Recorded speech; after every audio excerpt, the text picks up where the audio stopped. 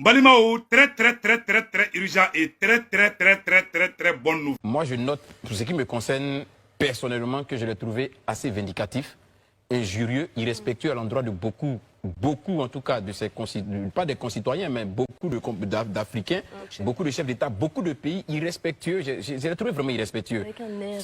Vraiment avec beaucoup de condescendance, avec... à titre personnel, comme je l'ai dit, je l'ai trouvé vraiment injurieux. Pour moi, c'est pas un discours qu'on peut tenir quand on est à une tribune, ou surtout à l'endroit de ses voisins, quand on a pour ambition de bénéficier de l'appui de ses voisins là, pour la situation qu'on vit actuellement, et au regard même des relations bilatérales qui nous lient, ou des relations multilatérales qui lient à ses voisins. Je crois qu'il y a quand même, il devait avoir de la retenue à un certain niveau. On peut ne pas être content, je suis d'accord, mais il faut choisir les mots. Et là, j'ai trouvé que les mots étaient vraiment véhéments, comme je l'ai dit, irrespectueux, et à la limite même très vindicatifs, quoi.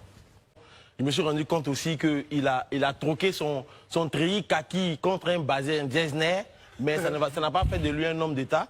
Comme le dit un proverbe turc, quand un clown rentre dans un palais, ça ne fait pas de lui un roi, mais ça fait du palais un cirque. Donc c'est un véritable cirque qu'on a assisté à la tribune de l'ONU en fait. Moi j'ai trouvé les propos outrageants, désobligeants. Mais en même temps, quand il a terminé, moi je me suis mis à rigoler parce qu'en fait, comme on dit, c'est des l'esbrouf. Voilà, j'y ai vu un appel au secours. On ne peut pas nous faire ce jeu du gars qui est parti aux Nations Unies pour crier à l'aide. Le Mali, moi, enfin, je tiens, c'est ma position depuis toujours, j'attendais qu'ils me suppriment. C'est des irresponsables. Je le dis, je regarde la caméra, ils sont irresponsables. C'est même pas une question de débat.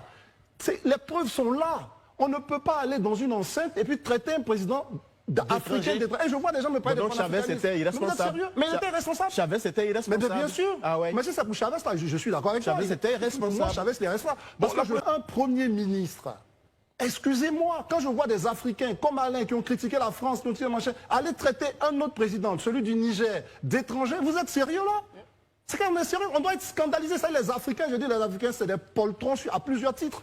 On ne peut pas accepter qu'un autre président, un autre dirigeant aille dire que son collègue est dans un autre pays étranger. Ça veut dire quoi? Qui se prétend Moi, je pense que les mots ont leur sens. Il ne faut pas qu'on se voile la face.